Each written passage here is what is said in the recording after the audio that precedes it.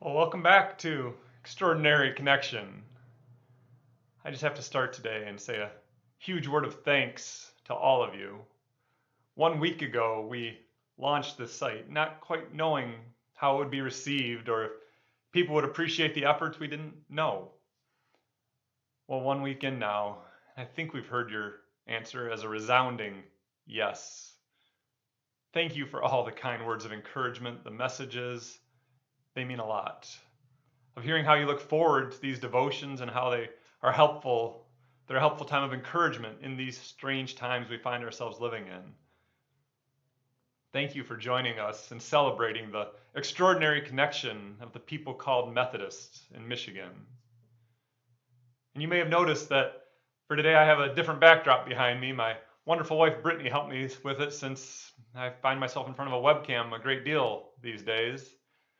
But I also wanted to highlight for you as I sit here, my claim last week was not any bit of an exaggeration, because if you look over here from the top shelf up on down, all these rows, if you get in close, you'll notice every one of those are Star Wars books, all in chronological order, of course. They have to be in order. But they're there. They're prominent in my office. But as we moved those things around in my office the other day, I happened to come across another book, another one that was on my shelf. And this one was actually a gift I received from a woman who is a dear friend. She's been an integral part of my life for as long as I can remember, quite frankly. And she'd gifted me this book in order of a celebration for my ordination. And it could have been any number of theological works, something that helped me grow or expand my thinking as a pastor or a Christian. But this book was not focusing on that. Instead, this book that she gave me, it was called Faithfully Funny. And I appreciated it when I got it. And it's just a simple book full of the churchy pictures that we all know and love, any number of funny captions to go with them.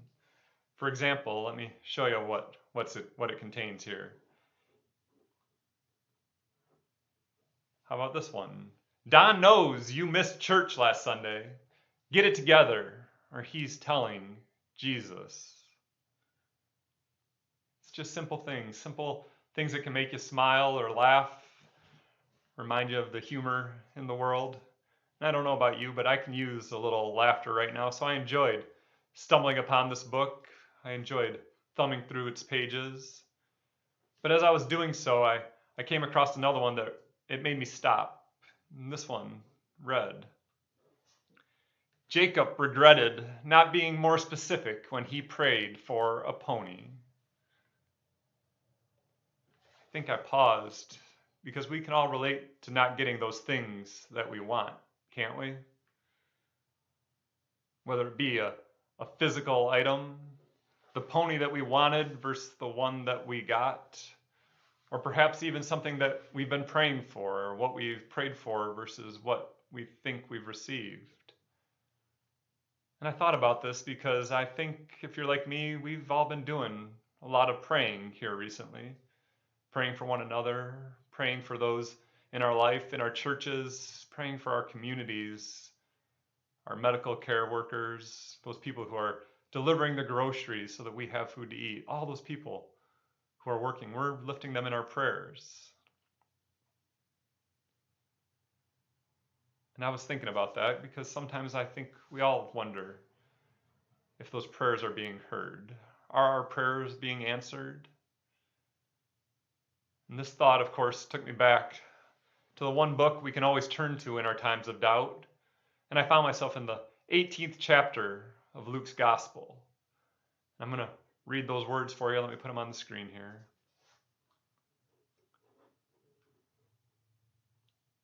This is Luke chapter 18. It's verses 1 through 8. Then Jesus told them a parable about their need to pray always and not to lose heart. He said, in a certain city there was a judge who neither feared God nor had respect for people. In that city there was a widow who kept coming to him and saying, Grant me justice against my opponent. For a while he refused. But later he said to himself, Though I have no fear of God and no respect for anyone, Yet because this widow keeps bothering me, I will grant her justice, so that she may not wear me out by continually coming." And the Lord said, "Listen to what the unjust judge says. And will not God grant justice to his chosen ones who cry to him day and night? Will he delay long in helping them? I tell you, he will quickly grant justice to them. And yet, when the Son of Man comes, will he find faith on earth?"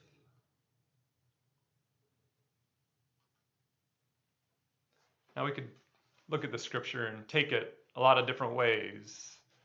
We could think we're just bothering God, and if we keep on praying, we're going to wear God down. And eventually, we're going to get what we want, just so that God doesn't have to deal with us any longer. We could take it that way. I think that'd be the wrong way to go. Instead, I would offer that perhaps Jesus is reminding us that the prayers being offered to God, those aren't for God's benefit, but rather those prayers are for our benefit. Because spending time in prayer is one of the ways we can be present with God. We can spend time in that presence.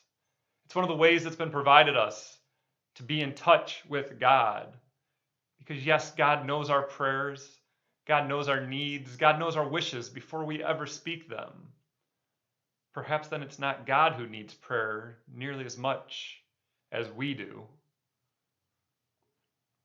And as anyone who's ever been to a counselor knows or would tell you, sometimes just being able to give voice to your worry or fear or struggle, whatever it is that may be going on in your life, sometimes just being able to voice it, to speak it out loud or even speak it silently in a prayer, it can have quite a beneficial effect. I think that's why Jesus tells us that we are to pray without ceasing. Maybe this command was just as much about self-care as it was anything else, about not letting things bottle up and wear us away from the inside out, because we are encouraged to not grow weary in prayer. And we rarely think that God acts fast enough, that our prayers are answered as quickly as we would want them to be, as we would like to see them. But Jesus reminds us that God is listening. And God's response may not come exactly when we want it, but it will come. Prayer is one of those ways for us to stay in touch with God, to be in that presence, that loving embrace continually. But it is also a reminder that we may need to be patient in the interim, that the answer may not be coming as fast as we would like it to. So I hope that all of us during this time of uncertainty, we can continue to offer our prayers without ceasing, that we can trust in God's presence as well as trust in God's timing. And there was one last picture from my book that I wanted to share with you.